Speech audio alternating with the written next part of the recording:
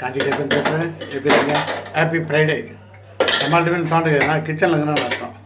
என்னம்மா இன்னைக்கு ரொம்ப பிஸியாக இருக்கேன். வணக்கங்க.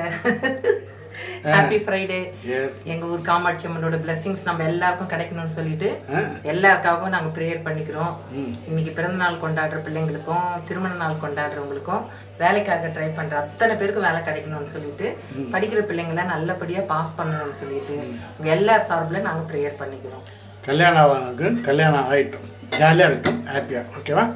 இன்னைக்கு வீட்டில் பொங்கல் குஜ்ஜு. ஆமாம், கத்திரிக்காய் குஜ்ஜா? ஆமாம், அது சொன்னதான் தெரியும்.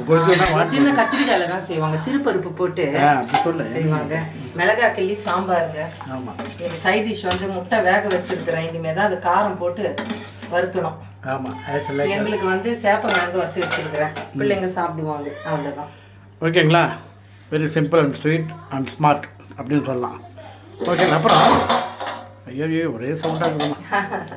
சாப்பாடு கட்டணும். அப்புறம் நம்மளுக்கு பிடிச்ச ஆக்டர்ஸ்லேயே ரொம்ப உண்மையாக பேசுகிறவங்க எனக்கு தெரிஞ்சு 2 பேர்னு நினைக்கிறேன். ஒன்று எம்ஆர் ராதா, இன்னொன்று சந்திரபாபுன்னு ஒரு ஆக்டர் இருந்தார், பழைய ஆக்டர். எப்போ உண்மை தான், அதாவது பேசுறதுல டூப்ளிகேட்டே வராது. அதில் எம்ஆர் ராதா சொல்கிறதுக்கான அவர்னா ஒரு பேட்டியில் சொல்கிறார், எங்களை நடிகராகவே பாருங்கள். நாங்கள் நடிகர் தான், எங்களை பாருங்கள். நாங்கள் அழகு, சிரிக்கிறது, நல்லவனாக நடிக்கிறது, கெட்டவனாக நடிக்கிறது எல்லாம் உங்களுக்காக இல்லை, எங்கள் வீட்டுக்காக. நாங்கள் பணத்துக்காக மட்டும்தான் நடிக்கிறோம், நாட்டுக்காக இல்லை அப்படின்னு ஓப்பன் ஸ்டேட்மெண்ட் கொடுத்துருக்காரு. இதுதான் உண்மை.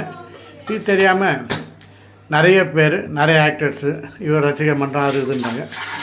அதுதான் அது கேட்குறதுக்கு நம்மளுக்கு கொஞ்சம் சங்கடமாகுது. எம்ஆர் ராதா சொன்னது ரொம்ப க்யூட். இப்போது ஒரு இதில் புக்கில் படித்தேன், நல்லா இருந்தது. ஓகேங்க, மீண்டும் சந்திப்போம் நாளைக்கு. ஓகேவா? நாளையில் மறுபடியும். இப்போ நான் டைம் ஆகிடுச்சு, வெளியே கிளம்புறேன். ஓகே, லைக் பண்ணுங்கள், ஷேர் பண்ணுங்கள், சப்ஸ்கிரைப் பண்ணுங்கள்.